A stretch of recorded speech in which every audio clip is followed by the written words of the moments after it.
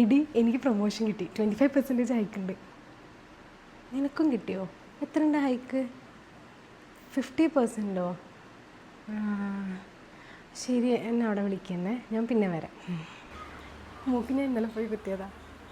നിനക്ക് വലിയ ഭംഗിയൊന്നും ഉണ്ടാവില്ല, അല്ലെങ്കിൽ നിൻ്റെ മോനെ നല്ല ഏജ് തോന്നിക്കുന്നുണ്ട്. ഇനി മൂക്കും കൂടി കുത്തിയാൽ നല്ല പ്രായം തോന്നിക്കും, അമ്മച്ചി ലുക്കായിരിക്കും. ആടി ഞാൻ റെഡിയായി. നീ ഈ ഡ്രസ്സാണോ ഇടുന്നത്? ഈ കളർ നിനക്ക് ഒട്ടും ചേരുന്നില്ല, ഭയങ്കരമായിട്ട് കറുത്തു പോയ പോലെ. ഞാൻ പറഞ്ഞു എന്നേ ഉള്ളൂ, നീ ഇട്ടോ.